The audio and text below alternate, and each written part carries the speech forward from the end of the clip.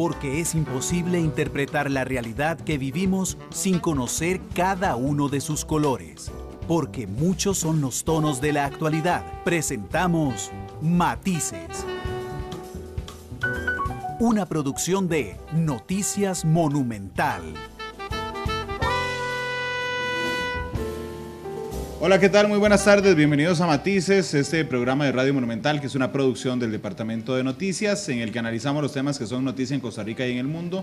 Muchas gracias de verdad por estar con nosotros en este último programa de la semana, donde contamos con la visita de la ministra de Hacienda, doña Rocío Aguilar. Sin duda el tema, no solo del momento, ya de muchas semanas, de muchos meses, inclusive hubiera sido responsable que este tema sería de muchos años anteriores, es el tema fiscal. Así es que doña Rocío Aguilar, ministra de Hacienda, nos acompaña hoy. Recordándoles, hoy no estamos en la cabina normal de Radio Monumental, la estamos remodelando. El lunes se van a dar cuenta de la nueva y hermosísima cabina de Monumental. Así es que hoy estamos en el set de Canal 2. Muchas gracias. Igual están en todas las plataformas. Usted nos puede oír en radio en vivo, 93.5 en FM, nos puede escuchar en internet, monumental.co.cr, nos puede escuchar en CR Móvil, que es nuestra aplicación celular.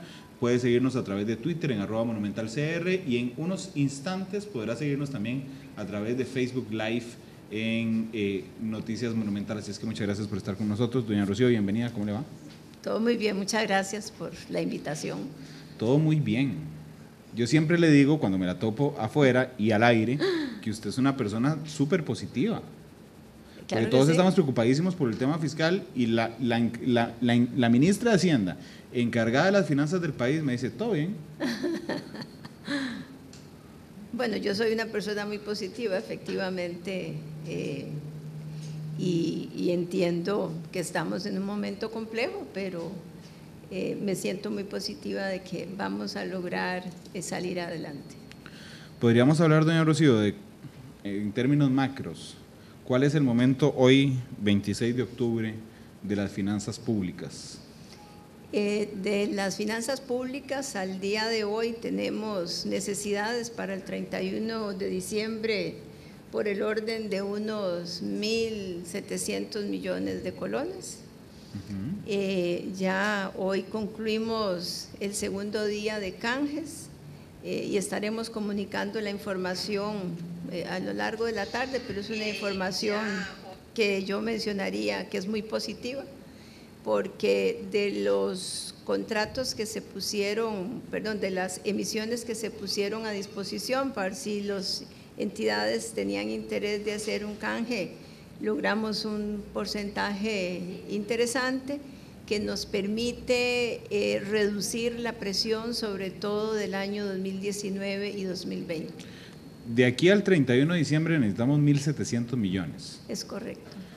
En esta emisión, en estos canjes, ¿logramos recabar 1.700 millones? En estos canjes lo que hacemos es quitar ya la presión del 2019 y 2020. Para los siguientes necesidades tenemos fundamentalmente los contratos de colocación, que es una fuente de fondos que hoy precisamente se concluye la recepción de ofertas. No tengo información a estas horas. Adicionalmente, la operación del Banco de Crédito Agrícola y el resto será recursos que se capten en el mercado. Es importante mencionar que estos 1.700 que estoy indicando asumen que no se renueva absolutamente ninguno de los títulos que vencen en ese periodo, lo cual normalmente tenemos tasas importantes de renovación. Así que la suma pues se reduciría en ese tanto. Pero estamos trabajando arduamente con los ajustes que haya que hacer para poder captar los recursos y atender las obligaciones. Cuando usted dice necesitamos 1.700 millones, ¿para qué? Los 1.700 millones se requieren, en primer lugar, para cubrir los vencimientos de obligaciones, tanto de principal como de intereses. En segundo lugar, ¿para pagar deuda es eso? Sí, deuda. Okay. En segundo lugar, para pagar las transferencias que el ministerio hace a las diferentes entidades, las pensiones, los salarios y en particular, que es un monto extraordinario que siempre se genera en el mes de diciembre, los aguinaldos. No, en ese momento, permítame la simpleza de la pregunta, en ese momento no tenemos plata para pagar ni los aguinaldos, ni los salarios, ni las transferencias, ni los vencimientos de deuda. Nosotros no lo tenemos en caja. Evidentemente lo que tenemos es que seguir en el mercado, que las inversiones o los pasivos que vengan, como es lo típico, se sigan renovando, que se concluyan los contratos de colocación, la operación con el crédito agrícola y pues estar muy activos en el mercado, eso es lo que nos corresponde. Pero entonces... Perdón, eso incluye los casi 500.000 millones de las letras del Tesoro, que habrá que tener los recursos para el 26 de diciembre. 26 de diciembre, ok. Pero cuando usted dice no lo tenemos nosotros en caja, si yo hago el paralelismo de una familia, es porque yo sé que tengo que enfrentar este gasto en los próximos 2 meses, que son inclusive gastos corrientes, pero que no tengo la plata en el banco. No, lo que tengo es la posibilidad de ir al mercado a captarla. Digamos, a diferencia, sí, tengo opciones de crédito abiertas. Perdón, tenemos varias cosas que es importante. Tengo los ingresos corrientes que mensualmente reciba la administración, que básicamente son impuestos. Tenemos abiertos los contratos y continuaremos como hemos venido durante todo el año, accediendo al mercado para tener los recursos para cancelar las obligaciones. Esto no es lo extraordinario. Recuerde que nosotros trabajamos con déficit porque tenemos más gastos que ingresos y no es que ahora se nos está presentando esta circunstancia, no, el país viene trabajando con déficit desde hace muchos años. Lo que tenemos hoy de extraordinario es que el déficit es mayor y que además los vencimientos de la deuda se han venido más hacia el corto plazo. Por eso es que el canje tiene como propósito fundamental el trasladar vencimientos que tengo en un plazo relativamente corto para un plazo mayor. No tengo el detalle, pero hemos logrado sustituir deuda de 1 año plazo a deuda de 5 y 7 años plazo, lo cual es una noticia altamente positiva para nosotros, porque nos permitirá con menos vencimientos, poder ordenar de mejor forma las colocaciones de aquí en adelante. El hecho de que lo extraordinario sea que tenemos un déficit más elevado que años anteriores, aquí se me cayó el micrófono. Ahora sí.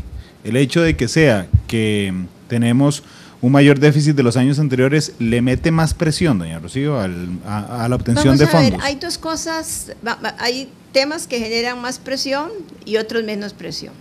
Yo creo que a pesar de que tenemos un déficit mayor, las características que tiene el mercado financiero en este momento, y es que el crédito no está creciendo, nos permite a nosotros, no tenemos una fuerte competencia porque el crédito no está disparado. Si estuviéramos en etapas donde el crecimiento de crédito anda acelerado, pues ahí tendríamos, digamos, una mayor restricción. Claro que si el crédito estuviera más acelerado, es que la economía está más acelerada y mis ingresos serían superiores, pero esto es como para hacerlo muy sencillo. En segundo lugar, la otra diferencia es que en años anteriores el país tenía autorización para que esas necesidades de fondos las colocara en el mercado internacional, que es con deuda externa, digamos, o lo que se conoce como los eurobonos. Hoy día esa autorización no está, entonces no solo enfrentamos mayores necesidades por mayor déficit, sino que lo tenemos que hacer en el mercado local.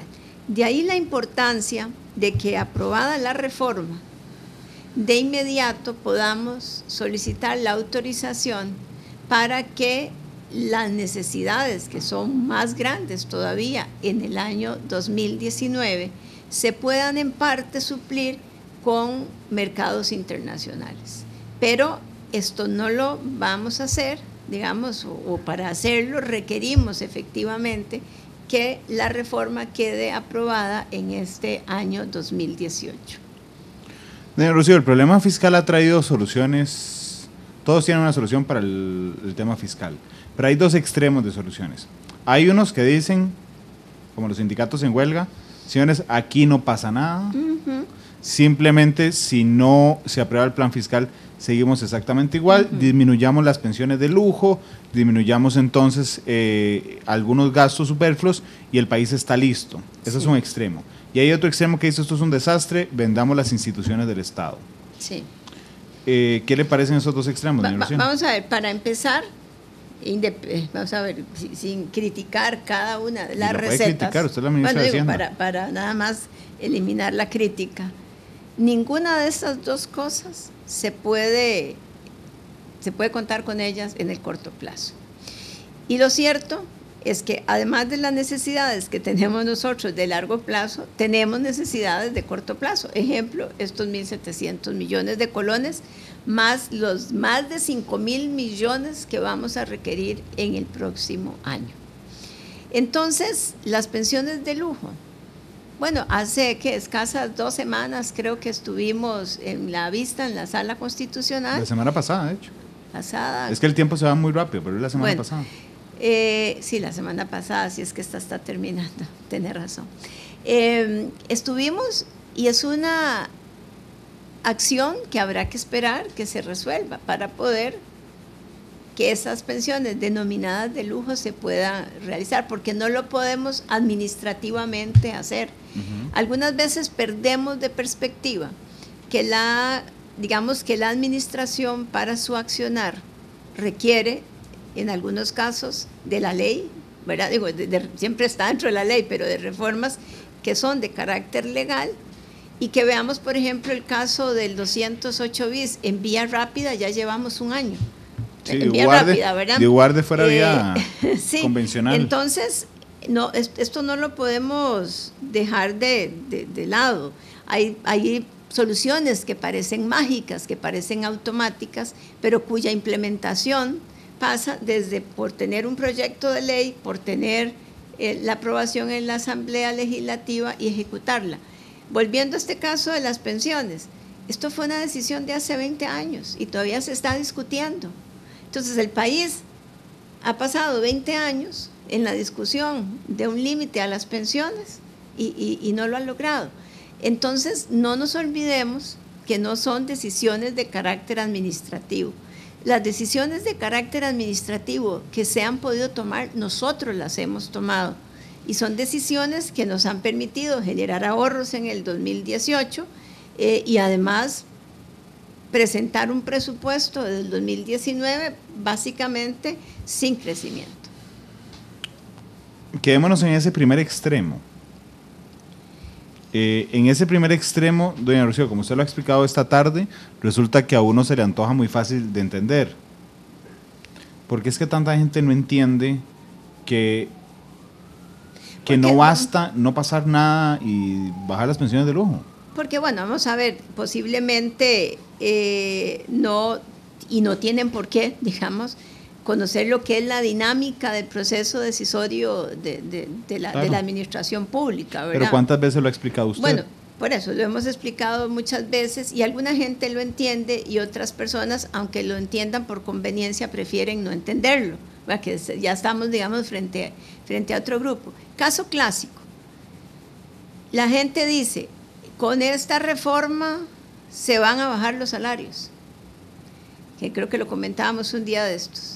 Esta reforma no baja el salario que hoy día está percibiendo las personas. No baja el salario de nadie. No baja los salarios. Lo que pasa es que el sector público, por años, ha venido creciendo con salarios, o ha tenido un crecimiento de salarios superiores a la inflación. Y precisamente esos salarios superiores a la inflación generan dos problemas. Uno, evidentemente, de déficit y dos, de desigualdad, porque los salarios del sector público se han constituido en una de las variables que explican en parte la importante desigualdad en Costa Rica. Cuando la crisis del 2008, recuerden, pasaron dos cosas. El sector público subió los salarios. ¿Y qué hizo el sector privado? Bajó los salarios. Entonces, así reaccionó el hueco sector. Se hizo más grande. Entonces, desde ahí, el hueco se hizo grande. Además, se tomaron una serie de decisiones que pueden haber sido buenas decisiones para el momento, pero que han dejado acelerada la planilla del Estado. Entonces, ese tipo de cosas son las que hoy día encontramos de las personas que adversan la reforma. Esta reforma fiscal, además, se ha repetido hasta la saciedad de que no da nada, que da como un 1.20, un 1.30. Y esta reforma genera más del 3,5, casi el 3,70. Y es una reforma que tiene un equilibrio entre ingresos y gastos, porque no solo se está haciendo a través de impuestos, sino de una reducción de los gastos hacia adelante. De hecho, doña Rocío, estas semanas han sido, la voy a antojar del café. Te lo paso. No, el mío es ese, pero la antojé sin querer del no café. Se preocupe. Usted pase, Chirita. Además, estamos al aire, pero usted pase. Todo el mundo la conoce usted en la radio, no se preocupe. Gracias, Chirita. Y la saludamos, ¿verdad? Y la saludamos. ¿Cómo le va, Chirita? No, el honor es nuestro, que nos sirva este cafecito. Gracias, Chirita, Dios se lo pague.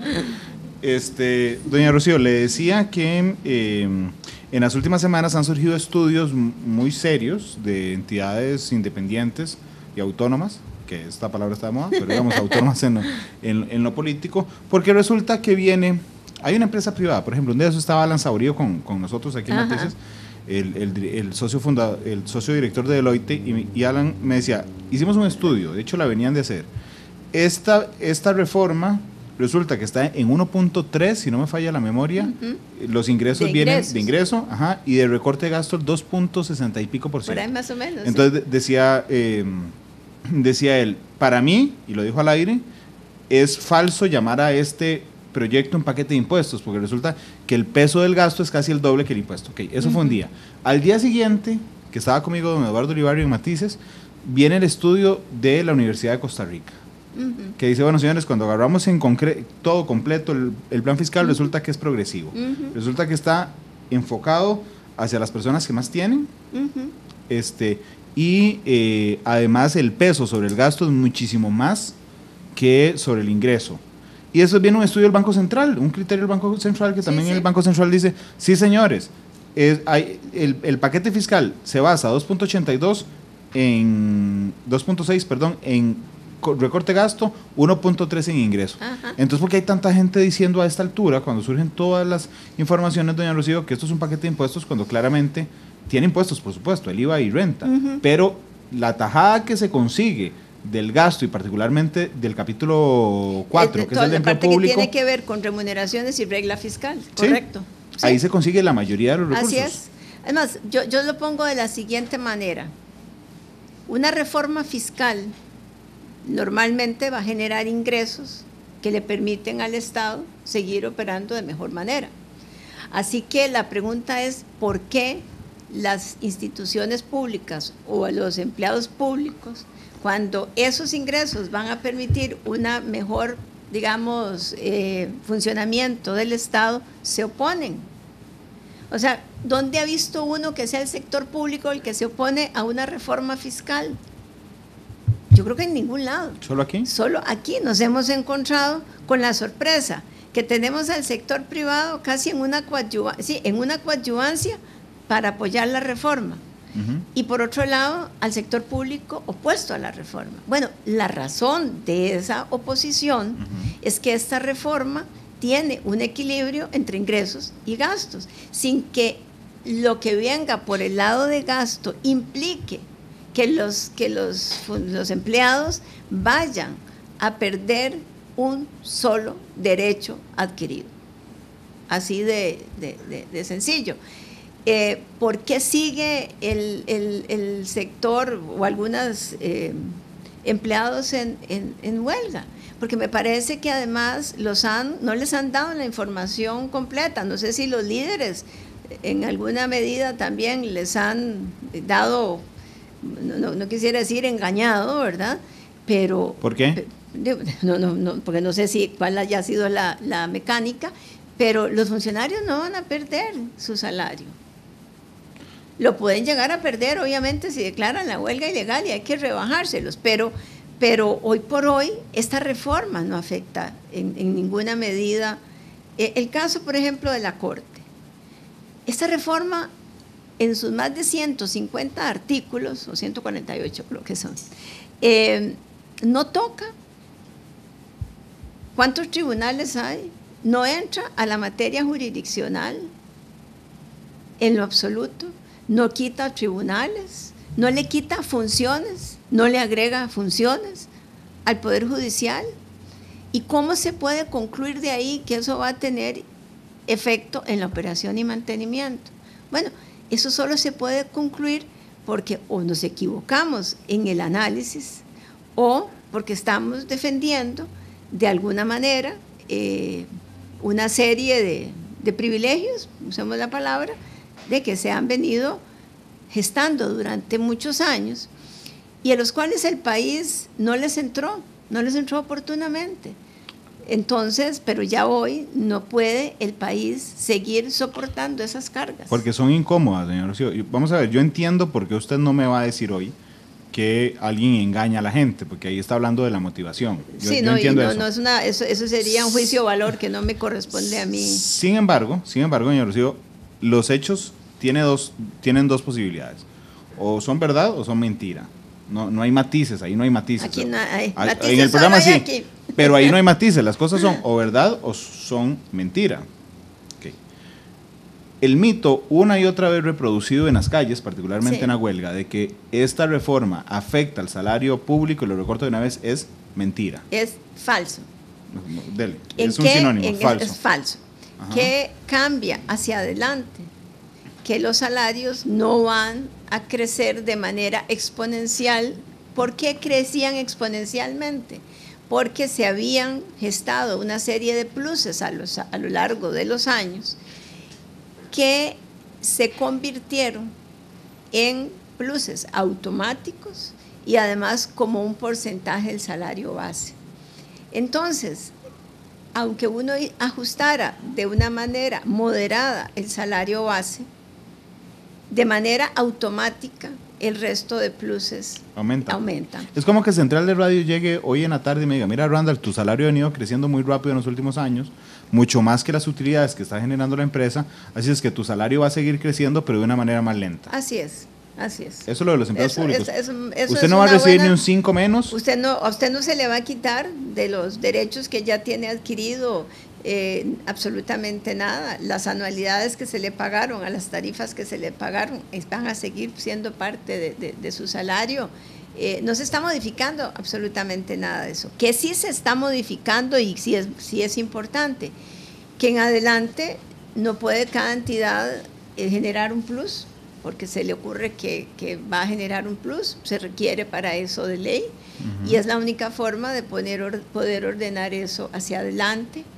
Se van, por ejemplo, a cambiar en algunos casos cesantía de 20 años, y no es que si ya yo tenía el derecho a los 20 años, pues no me lo pueden, porque ya entró, digamos, dentro de mi esfera patrimonial. Pero si yo lo que soy es un funcionario que tiene 5 años, el hecho que hoy la cesantía la bajen de 20 a 8, no me afectan absolutamente nada de mí, de lo que ya está dentro de mi esfera patrimonial. El otro tema tiene que ver con la regla fiscal. Y la regla fiscal es cómo el Estado puede ordenarse hacia adelante.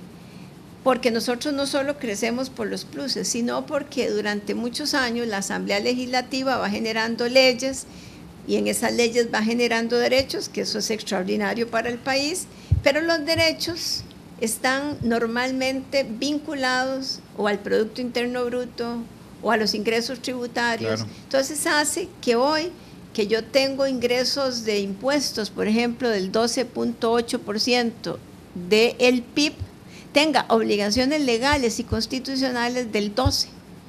Y eso no es que con eso cubro todo el sector público, con eso cubro educación, justicia, FODESAF, el PANI, entre otros. ¿Y el resto? ¿Cómo voy a financiar el resto del Estado? En el pasado lo hice con deuda, pero es que ya el nivel de endeudamiento que tenemos no nos permite seguir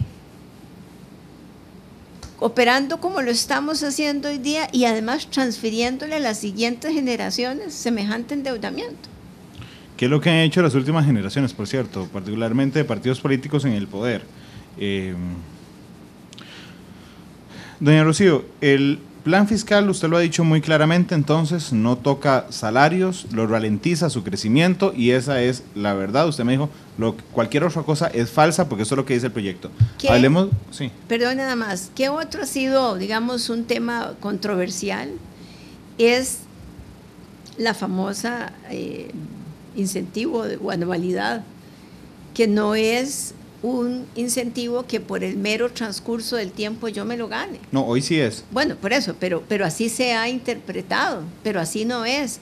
Eso tiene que ver con mi desempeño, con mi, digamos, el cumplimiento de metas, objetivos, y entonces, ¿qué se busca? Que en adelante una entidad como Mideplan, por ejemplo, pueda emitir directrices, política, normativa, para que las instituciones efectivamente se obliguen a que en el cálculo de ese beneficio efectivamente haya criterios y no que simplemente por el transcurso del tiempo me lo gano. Hoy se le paga a casi todos y es muy injusto para los buenos empleados. Un día yo estaba hablando con un muy buen empleado público y me decía que él se sentía indignado cuando le pagaban la anualidad porque el jefe le decía, mira, ustedes 5 que trabajan en esta oficina, los 5 tienen 8, listo, tienen la anualidad lista todos. Entonces él se enojaba y decía, pero mi compañero no hace esto que yo no hago.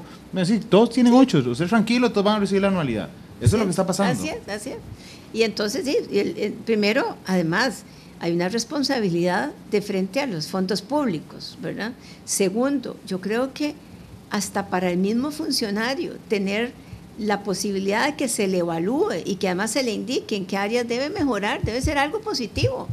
O sea, esto no es un tema negativo, es una forma de cómo conducimos mejor el recurso humano dentro de la administración pública. Ok, usted me dijo, es falso cualquier otra cosa que alguien diga que no sea que los salarios públicos no se tocan, pero que sí se ralentizan. ¿Es falso que el plan fiscal afecte la autonomía e independencia del Poder Judicial? Es falso que el plan fiscal afecta la autonomía, porque no tiene absolutamente nada que ver con su poder decisorio de materia jurisdiccional. Como mencioné, además yo incluso mandé a la Corte Plena una nota donde les hacía las aclaraciones respectivas sobre algunos temas que se había mencionado que era de su preocupación y no lo afecta.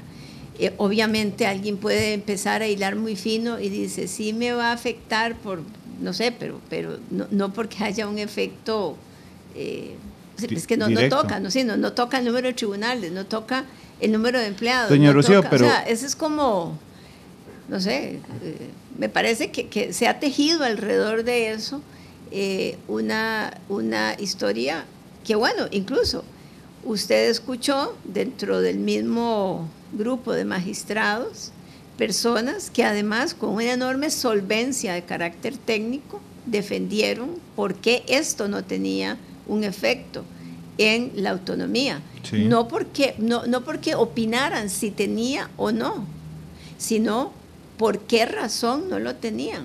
Y en eso me parece que hay en particular una magistrada que hizo un desarrollo completo sobre el tema del servicio civil y sobre una serie de temas que me parece que además es un insumo terriblemente valioso para que en adelante pueda así ser considerado. Segundo, este mismo proyecto, más cambios hubo en ingresos que en lo demás, se le había consultado a la Corte y el magistrado Chinchilla había ya externado el criterio de que no lo afectaba.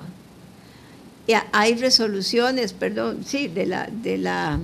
de la Sala Constitucional también en materias similares, por ejemplo el caso de pensiones, en donde de igual forma se concluye que no tiene un efecto. En todo caso, esa es la opinión de la ministra de Hacienda. Yo no soy constitucionalista y esto es un rol que le corresponderá a la Sala Constitucional, pero me parece que tienen insumos importantes, serios, sobre los cuales pues puedan considerar. Yo creo que de lo que me está diciendo hoy, lo que hizo la Corte y lo que hicieron 11 magistrados, porque usted dijo, puede ser alguien que hile sí, hay alguien que hila así, 11 magistrados justamente, que alguien me pregunte, usted sabe que yo vivo Entre Ríos, entonces que alguien pueda preguntarme, sí, sé que somos vecinos, sé que alguien puede preguntarme, Randall, que haya un choque en la Uruca frente al Juan Pablo II, ¿afecta o no afecta a su casa? Yo podría responder aquí, no lo afecta. Pero si hilo muy delgado puedo decir, claro que lo afecta, porque resulta que un carro que viene atrás del accidente puede pegar un frenazo, en el frenazo puede estallársele una llanta, puede irse desinflando la llanta de aquí a la Florencio del Castillo, y puede ser que cuando empiece a subir Ochomogo, se le estalle la llanta completamente, se quede varado y se haga una presa enorme desde el inicio de la Florencio del Castillo. Así que mi respuesta es sí, que hay un choque en el Juan Pablo II puede afectar mi casa, Entre Ríos. Es un buen ejemplo. ¿Le parece un buen ejemplo? Porque es un símil interesante. ¿Sabe por qué? Porque cuando uno habla, yo tuve a don Fernando Cruz aquí la semana pasada, pero además cuando uno habla con los magistrados que defendieron la postura mayoritaria, siempre es que podría pasar que llegue un tirano a gobernar este país y que diga, rebájeme todo el presupuesto de la Corte Suprema de Justicia utilizando la regla fiscal. Es más, déjeme para decirle una cosa de una vez. El presupuesto del Poder Judicial tiene protección constitucional.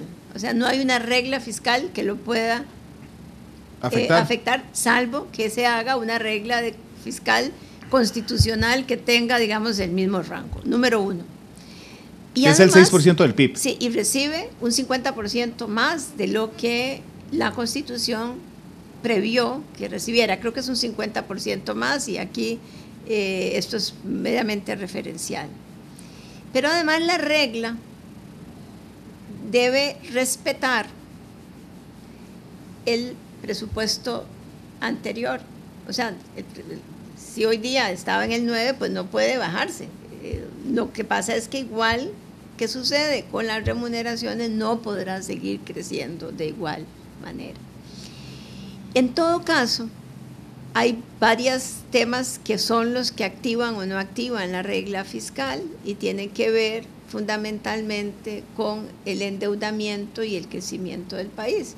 Si nosotros logramos pasar esta reforma, es de esperar que el nivel de confianza en la economía y en el país en general se mejore, volvamos a tener mayores inversiones y un país con la capacidad instalada que tenemos nosotros, que podríamos estar creciendo a tasas del 5% y no al 3 y resto, definitivamente generarían posibilidades de que todo, digamos, que el Estado pueda seguir recibiendo más ingresos, atendiendo de mejor forma las obligaciones y no estaríamos necesariamente con presupuestos que hay que restringir. Yo creo que este es un tema el cual además requiere de la solución de todos. Esto no lo podemos resolver solo con que una entidad se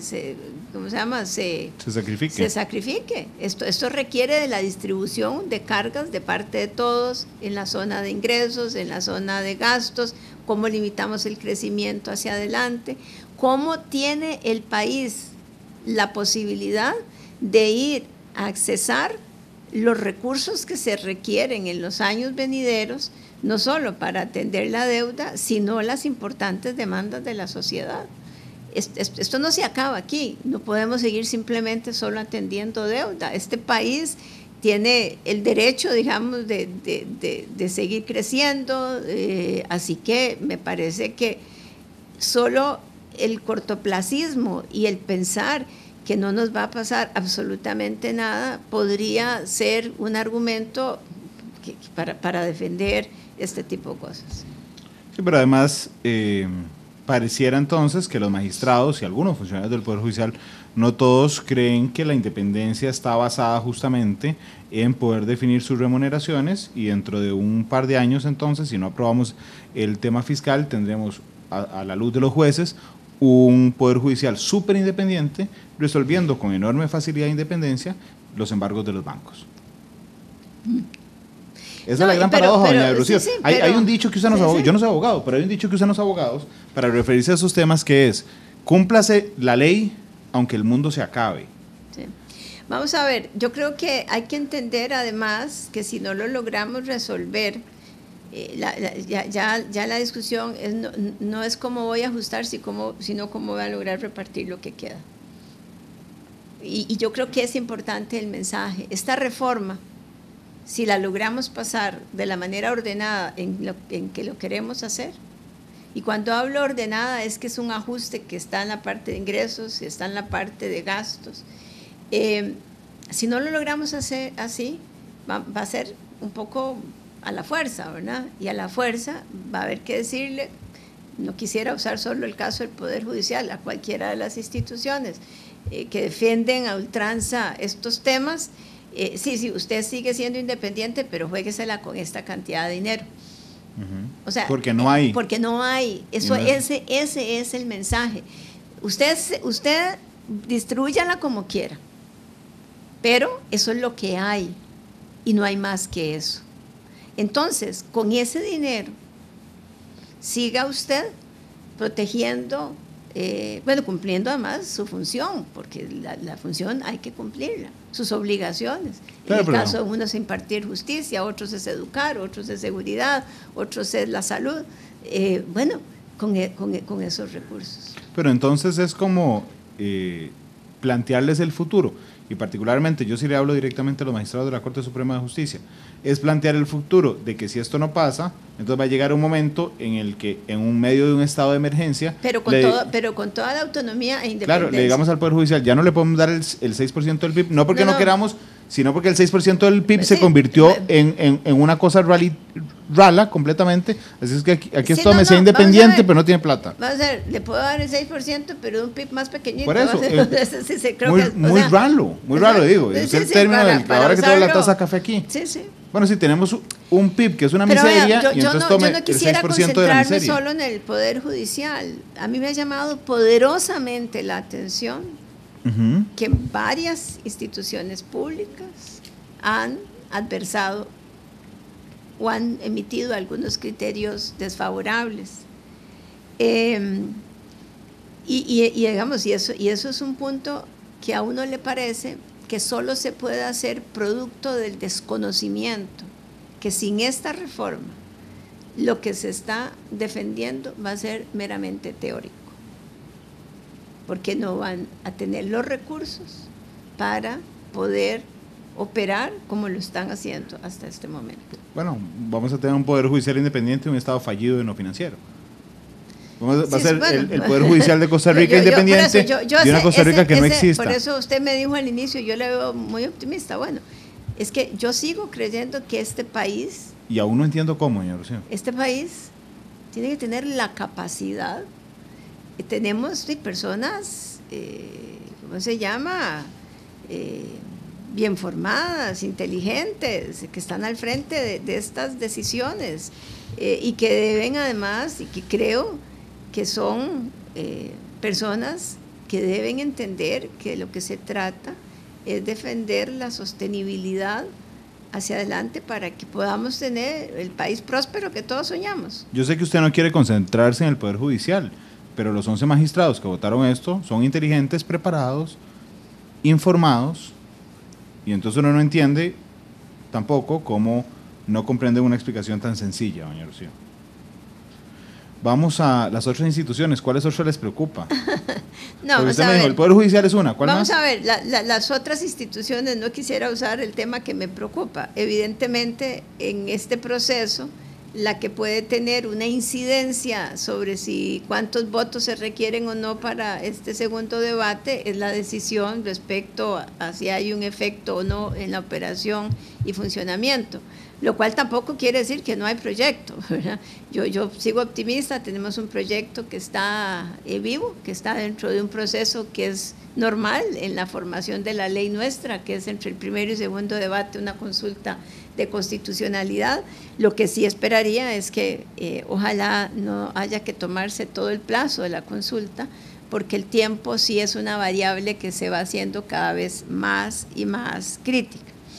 En el caso de las otras instituciones, pues sí, son opiniones, ¿verdad?, que han emitido sobre el proyecto y pues son opiniones. ¿Pero cuáles?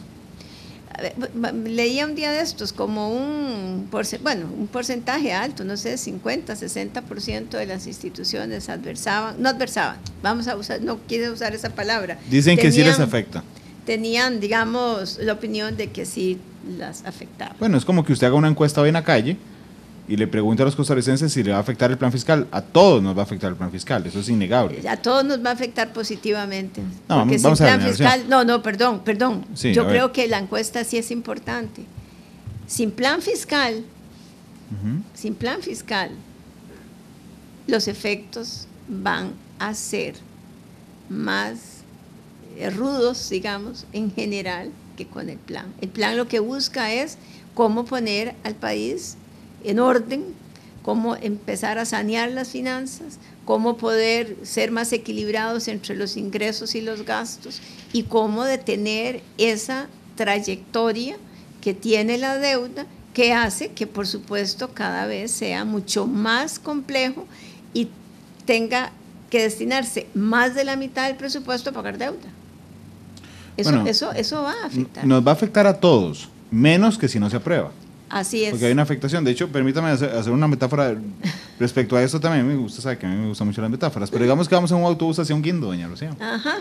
Y entonces vamos hacia el guindo y la única forma en que alguien lo pare es que el chofer diga, vean, voy a meter un palo entre las llantas del bus y todos nos vamos a llevar un cabezazo. Pero este cabezazo va a ser, a todos nos va a doler, indiscutiblemente, pero es mejor que irse al guindo que está a 100 metros. Yo creo que lo importante primero es que entendamos que todos vamos en el bus, ¿sí?, que no hay gente fuera del bus. Todos vamos en el bus. Todos vamos en el bus. Y que lo que está sucediendo es que la velocidad va aumentando, entonces nos va acercando más. Pero estamos a tiempo de frenarlo. Ojalá, pues no creo que sea con ese cabezazo que usted dice. Va a ser un freno, pero tampoco pero nos podemos golpear en el golpe, bueno, por eso, el frenazo. Es que, digamos, yo voy a pagar IVA y usted va a pagar IVA. ¿Sí? Usted y yo vamos a estar afectados. Sí, pero eso no es que le dieron por la cabeza a usted. Bueno, entonces no hablemos de un cabezazo, hablemos de que nos raspamos un brazo. Bueno, por eso. Pero sí nos va a afectar en algo, pero eso, es que... Pero ese raspón nos va a permitir... No matarnos. Y además... hay gente que va con cinturón de seguridad en ese bus, ¿verdad? Hay gente que va en la puerta guindando. Hay gente que va en la puerta guindando, usando la misma analogía. ¿Qué es el ejemplo, ¿verdad?, de los funcionarios públicos? El plan hay unos fiscal, que vamos con cinturón, ¿verdad? ¿Sí? Y algunos hasta paracaídas llevan. Pero hay gente que no, que usted creo que se va guindando, y es la gente que tenemos que cuidar. Uno, para que no nos vayamos todos, y segundo, que sería la que con un mayor nivel de probabilidad va a sufrir más en esa caída. Que es parecido a lo que pasa con los empleados públicos, porque usted les dice, les va a afectar, su salario hoy no se les afecta, va a ralentizar el crecimiento, y le pueden decir a uno, eso es una afectación, claro, pero si no, podrías perder el trabajo, es diferente el nivel de afectación. Sí. De hecho, vea qué buen timing tenemos en Matices, que justamente estando aquí, ha entrado un comunicado de prensa a la Sala Constitucional hace un instante, que dice: en la votación del día de hoy, la Sala Constitucional dispuso la acumulación de todas las consultas legislativas facultativas de constitucionalidad, nos da los números, por lo que el tribunal procederá a su estudio y análisis, siguiendo para ello el procedimiento establecido para tal efecto en la Ley de Jurisdicción Constitucional, que es la que crea la Sala Cuarta, Asimismo, dado que en su jurisprudencia esta sala ha sostenido que el plazo previsto en el artículo 101 de la Ley de Jurisdicción Constitucional empezará a contarse a partir de la fecha en que se disponga de la acumulación de las consultas de constitucionalidad, el tribunal emitirá su pronunciamiento con respecto a las consultas legislativas a más tardar el 26 de noviembre de 2018. Es correcto. A mí, yo le pongo mucha atención a las palabras que usa la gente, realmente esa es una debilidad y es una necesidad en otras. Pero cuando la sala dice a más tardar, me parece que por lo menos hay un criterio de esto urge. Podríamos resolverlo antes. Yo esperaría, porque efectivamente esto urge.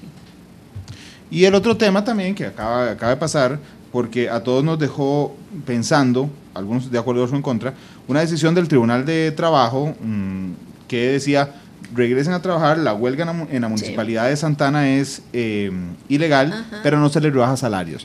Resulta que hace unos minutos la Municipalidad de Santana acaba de presentar una acción de inconstitucionalidad ante la Sala Cuarta por la orden del tribunal que no le permite rebajar salarios y le está pidiendo a los magistrados de la Sala Constitucional también que le permita, por favor, rebajar salarios. Sí, es que bueno, no puede uno dejar de decir, esto es como un enriquecimiento sin causa, ¿verdad? Porque yo no puedo recibir un salario cuando no he dado la contraprestación del ¿Cuando caso. no trabajó? No trabajé. Doña Rocío, le hablé ya del Poder Judicial, ya no se preocupe, ya no voy a hablar más del Poder Judicial. Le hablé del Poder Judicial, hablamos de otras instituciones, pero quisiera hablarle de las universidades. Las universidades, y usted es una académica y yo estudié en una universidad pública, así es que los dos conocemos las universidades públicas muy bien.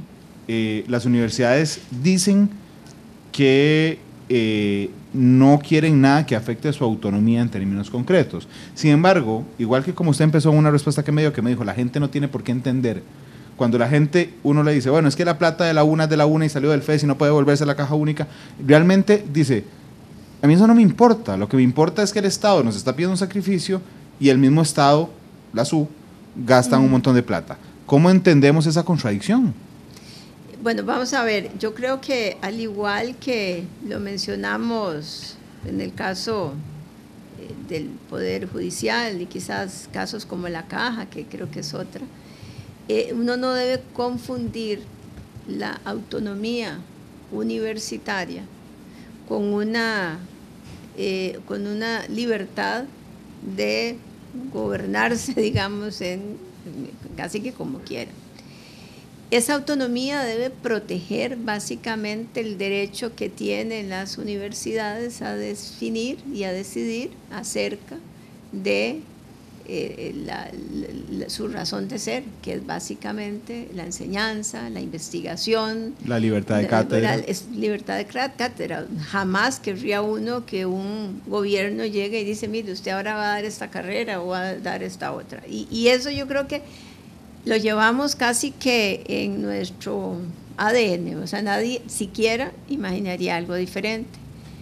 Otra cosa es hasta dónde, digamos, en el ejercicio de digamos, de ese derecho, el resto los debemos ignorar.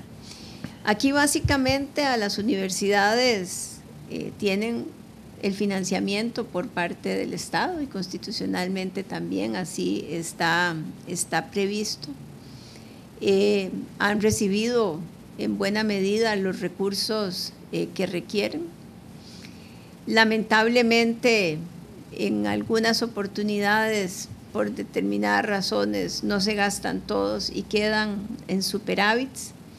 Y ahí básicamente lo que ha venido ocurriendo es que tampoco pueden usar ese superávit para el gasto corriente, solo lo pueden usar para inversión.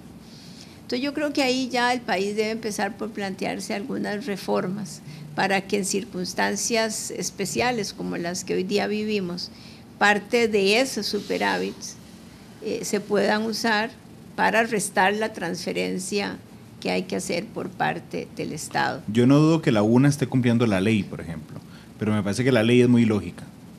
Bueno, por eso, pero básicamente yo creo que lo que tenemos que es empezar a hacer reformas quizás en la propia ley de la administración financiera y presupuestos públicos, bueno, que es una demanda que hay desde hace muchos años, incluso sobre los temas de la aprobación presupuestaria, que la misma Contraloría lo ha dicho desde hace unos años, es el tema de que una tercera parte del presupuesto lo aprueba la Asamblea y 2/3 partes se aprueba fuera de la Asamblea.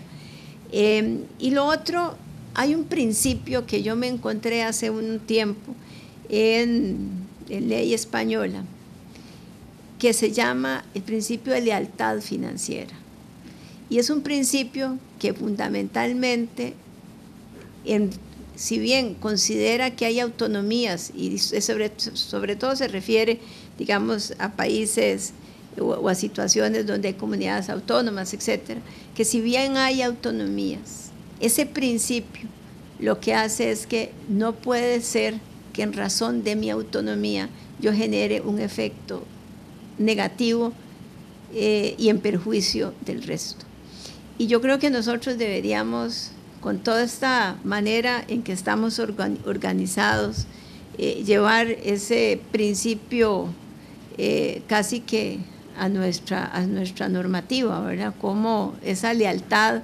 Lo menciono, por ejemplo, con el caso de la Caja. La Caja tiene la posibilidad de aumentarle al Estado, con la decisión de 9 directores, las cuotas, sin pensar si el Estado está o no en capacidad de pagarla.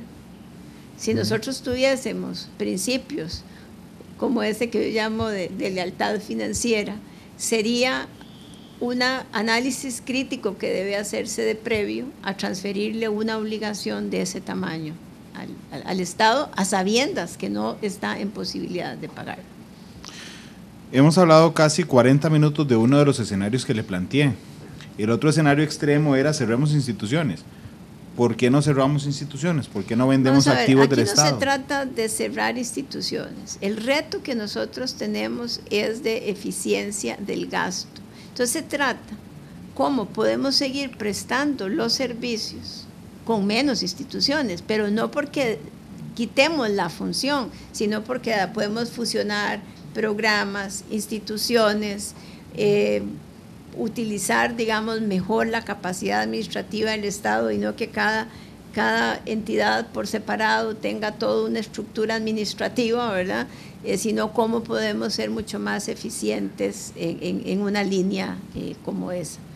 Así que no es el cierre por el cierre porque yo no quiera seguir con las instituciones, es cómo podemos hacia adelante con cada vez más demanda y posiblemente menos recursos, apuntarnos por la eficiencia, ¿verdad?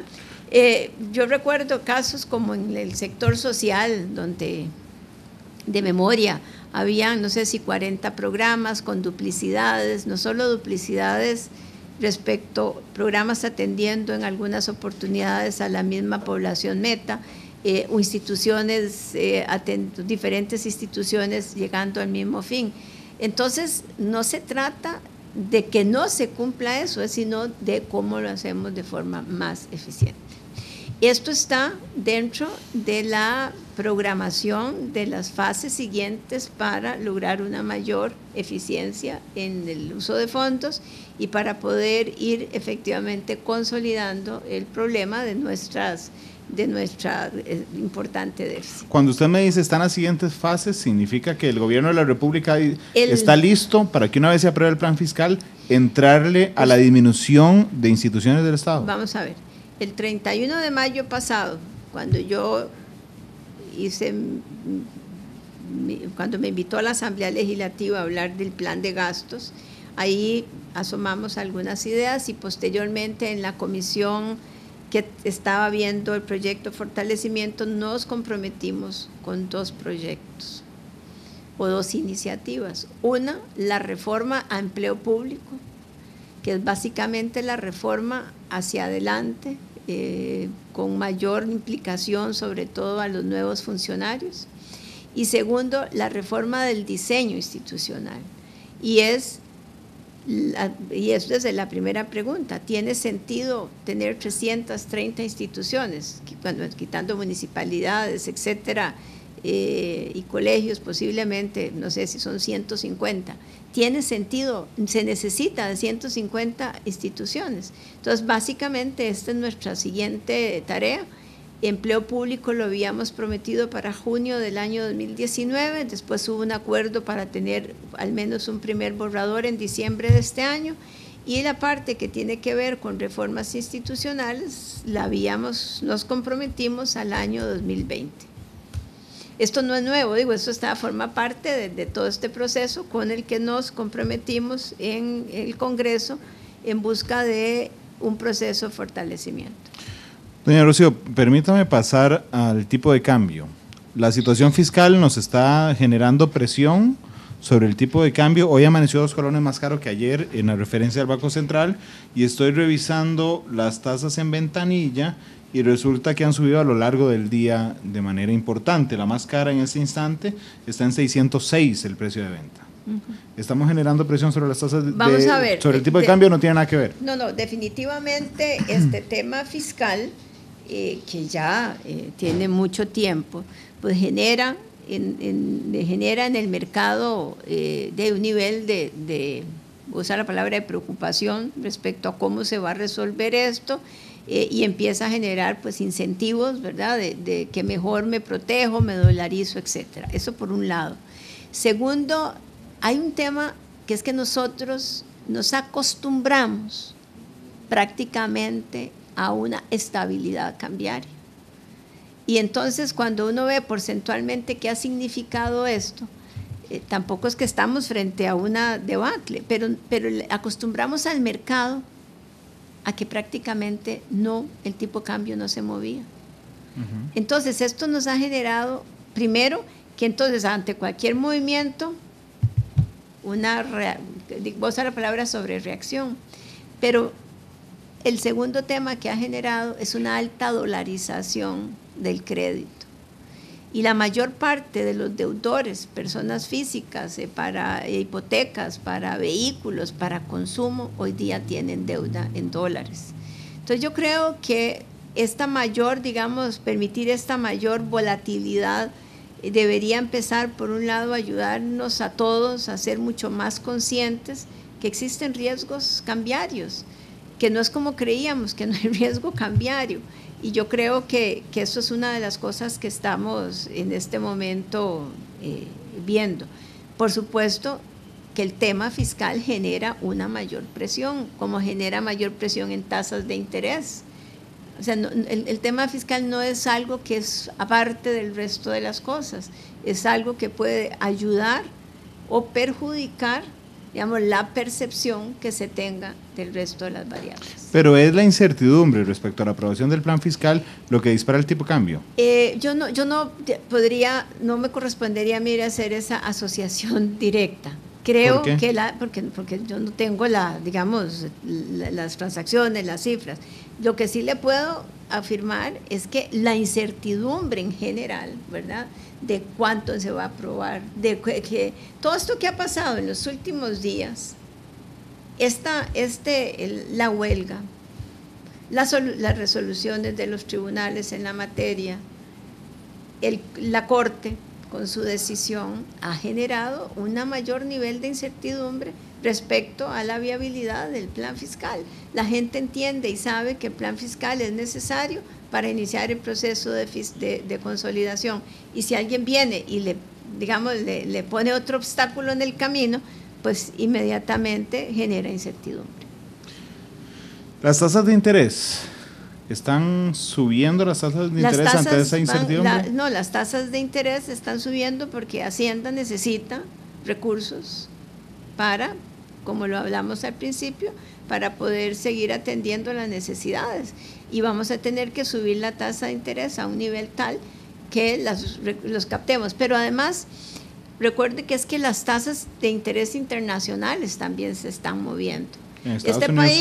Este país en los años anteriores pudo haber llevado adelante esta reforma en un ambiente de tasas de interés mucho más bajas y con precios del petróleo bajos, pero ahí nos vinimos cerca del precipicio, para decirlo así, además con un entorno internacional no lo favorable que era en años anteriores. La incertidumbre de los mercados en términos generales y de las inversiones y de las calificadoras. A mí a veces Costa Rica me parece como esa persona a la que uno le pide, mira, no hagas tal cosa porque me molesta o no hagas tal cosa porque me duele, y te dice, sí, yo lo voy a hacer, y lo vuelve a hacer. Y llega a la segunda vez y le dices, mira, por favor, no hagas esto porque me duele. Sí, no, yo ya voy a cambiar, no lo vuelvo a hacer. Sí. Cuando vas por la 10ª, no lo vuelvo a hacer, voy a cambiar, ya no te creen. Bueno, pues ese es un claro ejemplo. Nosotros tenemos... en estos días que estuvo precisamente Moody's y le toca hacer la revisión, pues la primera advertencia es que si nos va muy bien, la mantiene la calificación, ¿verdad? Y evidentemente, si no corregimos o no contamos con reformas, pues la calificación lo que hará es reducirse. Y usando su ejemplo, y un día eso se lo mencionaba a alguien, esto es como... ¿verdad? Como los chiquillos que no estudian en todo el año, ¿verdad? No hacen una sola en las tareas, ¿verdad? Y cuando llegan a final de año y se van a quedar, pretenden pasar por concepto, ¿verdad? Claro. No, tenemos que cumplir y para lograr por lo menos mantener la calificación, tenemos que pasar la reforma, no hay otra vía. Discúlpeme mi ignorancia, cuando Moody's viene o viene cualquier otra, ¿con quién habla? Es con los sectores en general, diputados, Banco Central, Ministerio de Hacienda, o sea, tiene una amplia conversación, digamos, seria y directa con los diferentes actores para tener una mejor apreciación respecto a lo que vaya, cómo poder evaluar ellos que lo que finalmente están evaluando es la capacidad del país de hacer frente a las obligaciones. ¿Usted habló con Moody's entonces? Estuvimos conversando hace unos pocos días. ¿Qué le dice para que eso no pase? O sea, vamos a ver, yo lo que le puedo manifestar es lo que se está haciendo, qué es lo que tiene la reforma, qué son los escenarios que hay al frente y qué es lo que vamos a hacer. No le voy a... Sería más poco serio decirle algo diferente. No, doña Rocío, yo lo entiendo. Lo que quiero es transmitir el sentimiento de la ministra de Hacienda. Usted es mamá, ¿verdad, doña Rocío? Mamá y abuela y todo. Bueno, ok. Cuando un hijo de uno se jala una torta, ¿verdad? Yo recuerdo a mi mamá, jugábamos en un lote del barrio, ¿verdad? Y a cada rato le damos un pelotazo a la pared de la persona vecina del lote. Entonces yo recuerdo que una vez ese señor llegó a mi casa a decirle a mi mamá, es que estos chiquillos pasan dándole. Entonces mi mamá habló conmigo y le dije, mami, no lo vuelvo a hacer. Ella salió de la casa, le dijo al señor, no vuelve a pasar. Perfecto. Al día siguiente le pegó su bolazo a la pared. Y al día siguiente, hasta que el señor y mi mamá, con la cara realmente muerta de pena, llegaron y dice al señor, vea, señor, no va a volver a pasar. Y el señor decía, pero usted siempre me dice eso. No, pero no va a volver a pasar. Doña Rocío, discúlpeme, a mi mamá me la imagino como usted ante Moody's diciendo... No, perdón, yo primero no... ¿Va a pasar el plan fiscal y con este positivismo? Yo lo que le di fue la versión más objetiva posible, de cuáles que son las... O sea, ¿dónde estamos hoy día? ¿Qué puede pasar en adelante? ¿Cuáles podrían ser rutas de acción? Pero jamás no podría comportarme y decirle, mire, que no va a pasar nada. Sí lo vamos a pasar. Le pasaría como el vecino de su mamá. No le va a creer nada. No. Bueno, permítame ir a la pausa comercial, doña Rocío, porque aquí don Heriberto Quesada, más antes en el programa, mandaba, sí, pero ustedes no hacen nada por elusión y evasión, y tengo que confesarle que un día de esos que vino don Irving Malespín, el director de la Policía Fiscal, me trajo las tablas de los decomisos, por ejemplo, de contrabando, y había unas cosas que se dispararon en mayo y en junio, es decir, que en los primeros 4 meses del año no habíamos decomisado casi nada y de un momento a otro se notan decomisos enormes. Y yo le preguntaba a don Irving, ¿cuál es la diferencia? ¿Qué hicieron diferente? Y don Irving me dijo, doña Rocío, le hicimos la orden, doña Rocío. Y a mí me parecía increíble y a veces inclusive un tanto ridículo que como país simplemente esperemos la orden de una ministra para hacer eso. Entonces, hablemos de evasión, de ilusión y de contrabando cuando volvamos. Vamos a ver, sí, cuando volvamos. Vamos a la pausa. Está bien, Sí. de por sí tienen que escoger canción. Son las 3:11 de la tarde. Vamos a la pausa y regresamos con la ministra de Hacienda, Rocío Aguilar. Vamos a ver. La actualidad, sus tonos, sus contrastes. Esto es Matices. Son las 3 de la tarde con 14 minutos. Muchas gracias por estar con nosotros en Matices. Hoy tenemos a la ministra de Hacienda, doña Rocío Aguilar, hablándonos, por supuesto, del tema fiscal. Sí. Doña Rocío, le planteé antes de la pausa que por favor habláramos respecto a la elusión, la evasión y el contrabando. Hay una fecha importantísima para mí, y desde Monumental, créame, inclusive tenemos un convenio con un socio comercial que hemos impulsado enormemente. El 1 de noviembre es una fecha clave. Todo el mundo entra a factura electrónica el 1 de noviembre. Y eso, y un de estos estuvo aquí, el fundador de la factura electrónica en México, sí. Realmente es un paso enorme hacia la disminución de la evasión y la ilusión, doña Rocío. Así es. ¿A usted no le da cólera cuando alguien dice, usted no hace nada por la evasión? Y usted dice, aquí está la factura electrónica. Bueno, más que factura electrónica, Uh-huh. el paso del impuesto de ventas clásico que nosotros tenemos al impuesto del valor agregado va a ser por excelencia el mejor instrumento de combate a la evasión. Entonces, el IVA más la factura electrónica nos van a permitir tener mejores estadísticas hacia adelante sobre la evasión fiscal.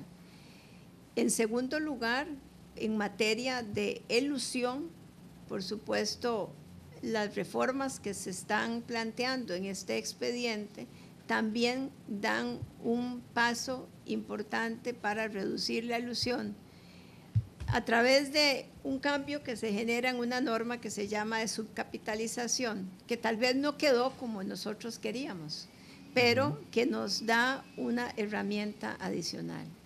Pretender controlar la evasión sin ese instrumental nos tomaría muchísimos años y muchísimos recursos para poder hacerlo. Casi que habría que tener un inspector de Hacienda a la par de cada negocio. Entonces, en realidad, temas extraordinarios que tiene este proyecto. Es más, el Banco Central hizo una estimación de que solo por el IVA la evasión se reduce, o sea, tiene un efecto, un rendimiento de 0.25. Y eso es simplemente porque va a entrar en operación el IVA. Entonces, se aprueba el plan fiscal, se reduce la evasión 1.25 en su mejor proyección. 0.25, o sea, vamos a ver, la evasión se reduce, el IVA, digamos, genera un rendimiento adicional de 0.25 producto de una menor evasión.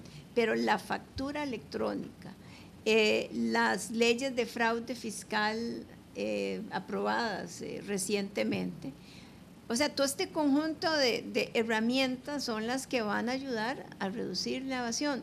No existe aquello de reduzca la evasión, o sea, porque la va a reducir, porque yo hacer un decreto y pues es prohibido la evasión. No, usted necesita tener esas herramientas, esos instrumentos y a la par, evidentemente, un equipo comprometido, ¿verdad? Usted mencionaba el caso de Irving, bueno, porque sabe que esto es una prioridad institucional y además sabe que le debemos al país y estamos obligados frente a los costarricenses a decirle, aquí hay una institución que no va a tolerar la evasión y van a estar trabajando los equipos de forma muy comprometida, sienten un enorme orgullo, digamos, cuando pueden mostrar resultados de lo que han logrado por evitar o contrabando o todo este tipo de irregularidades que vemos día a día. Hablemos del contrabando. Le decía que a mí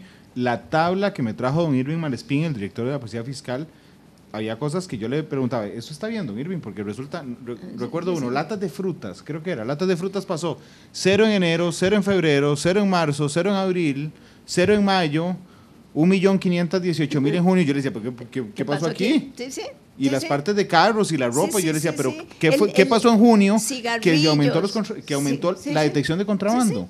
Sí. Don Irving, y no es por ser brocha, doña Rocío, que usted esté aquí hoy, me dijo, Randall, es una orden de la ministra. Bueno, pues eso es una orden que viene desde el presidente incluso. Sí, el presidente indudable. está comprometido y tenemos todos los equipos comprometidos con esto. Claro, pero entonces yo ahora le pregunté si no le daba cólera, pero voy a poner la pregunta menos subjetiva. ¿No le parece injusto que acusen al gobierno de la República de no hacer nada contra la evasión, contra la elusión y contra el contrabando cuando ha disparado los números? Y además tenemos un proyecto que nos va a permitir reducirla. Y además se sigue hablando del 8 y resto por ciento en evasión y se ha explicado, están los estudios en la página del ministerio, esa cifra ya está superada, es una cifra más cercana a 6%, que no nos sentimos contentos con la cifra, ¿verdad? Valga decir, pero es en parte donde mayor reducción ha habido de la evasión es, ¿saben qué? En renta, pero no lo hemos logrado en el impuesto al consumo, el impuesto de las ventas. Y precisamente va a ser la factura electrónica y el IVA las herramientas que nos van a ayudar. Las pensiones de lujo, yo muchas veces, y a mí me han tachado enormemente durante los últimos meses y hoy, de ser un packlover y un vendido al gobierno y un montón de cosas, la gente dice, no hasta que no toquen las pensiones de lujo. Y un día de estos que estaba revisando los datos, resulta que todas las pensiones están reguladas, unas más a mi gusto y otras menos a mi gusto. Pero, por ejemplo, doña Rocío, de la caja no hay una sola pensión que pase de millón. Bueno, la caja es un régimen, sí. Es solidario. Sí. Del régimen de Hacienda no hay, el límite está en 2.2 millones y de ahí empieza a castigarse. En el magisterio de 3.9 y empieza a castigarse, y en el Poder Judicial de 4.2 o 4.4 y empieza a castigarse. Sí, vamos a ver, en la materia de pensiones desde hace varios años se han hecho reformas, todavía hay camino que recorrer y un camino importante que recorrer, pero hoy, aunque se mantiene el monto de la pensión a través de cargas, impuestos o el nombre que queramos ponerle, hace que en algunos casos se reciba hasta... Este año, uno de los magistrados que se pensionó, que le tocaba, digamos, 8, recibió Don Carlos 4. Chinchilla. Sí, Don Carlos Chinchilla se pensionó con una pensión nominal, o sea, lo que dice el papel, de casi 9 millones de colones, y la real fue de 4, porque entró la regulación que había aprobado. Y si esto no se hubiera aprobado, fue en este año, esta aprobación, hubiéramos tenido ese nivel de pensión. Sí. Claro, pero entonces aquí hay un juego injusto de la gente y de algunos medios de comunicación, doña Rocío. ¿Sabe por qué digo de los medios de comunicación? Yo he visto la lista de pensionados una y otra vez, que a cada rato sale, pero resulta que la lista que sale es la nominal. Sí, y eso no es justo tampoco, tiene que salir cuál es el neto que hoy día se está percibiendo. Porque entonces, ahí, efectivamente... Vamos a ver, yo hace poco hice el cálculo porque nos lo pidieron para algo, pero son sumas